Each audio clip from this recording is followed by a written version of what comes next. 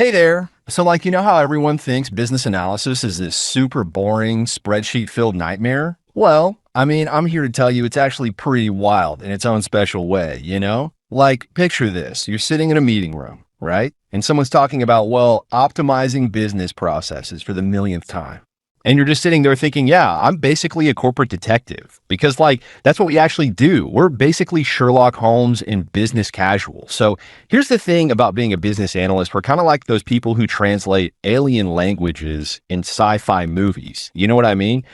We have to understand what the tech people are saying, what the business people want, and somehow make them understand each other. It's like basically being a corporate translator, but instead of languages, you're translating between we need more synergy but the code doesn't work that way. And well, let me tell you about requirements gathering.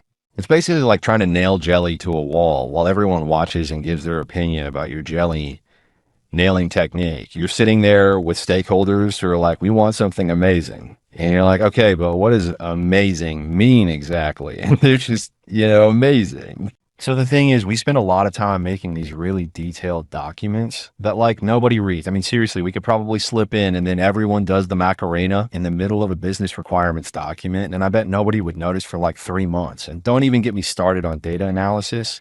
You know, those crime shows where they're like, enhance on some blurry security footage. That's basically us with Excel, except instead of catching bad guys, we're trying to figure out why the quarterly numbers look weird. And it's usually because someone forgot to carry a one or something equally dramatic. The best part, when you finally figure something out and you get to make these fancy presentations, you're standing there, right?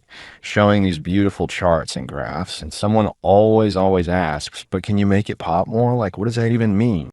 Should I add sparklers to the pie chart? Maybe some jazz hands? And let's talk about stakeholder management for a sec. It's basically like being a party planner, except instead of managing a guest list, you're managing people's expectations. And just like that one aunt who keeps changing her mind about whether she's bringing potato salad to the family barbecue, stakeholders love to change their requirements at the last minute. So those process flows we make?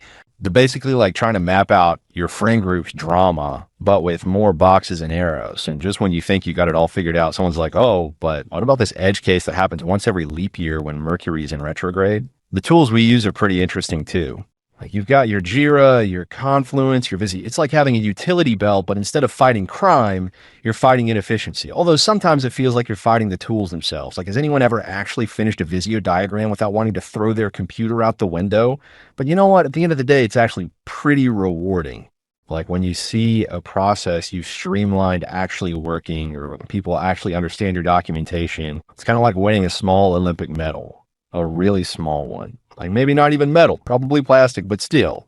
And the best part is when you get to see the actual impact of your work.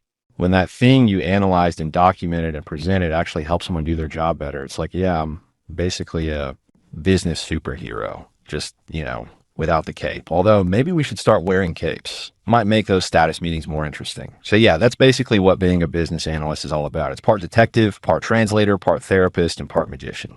We turn coffee into solutions, confusion into clarity, and somehow manage to keep our sanity while doing it. Most of the time anyway. And hey, if you're thinking about becoming a business analyst, just remember, the ability to keep a straight face while someone explains why they absolutely need their spreadsheet to be color-coded in 17 different shades of blue is a crucial skill. That, and knowing how to explain why make it better, isn't actually a requirement. At the end of the day, business analysis is really just professional problem solving with a side of chaos management. And if you're good at nodding thoughtfully while internally screaming, but why? Well, you might just have what it takes to join our ranks.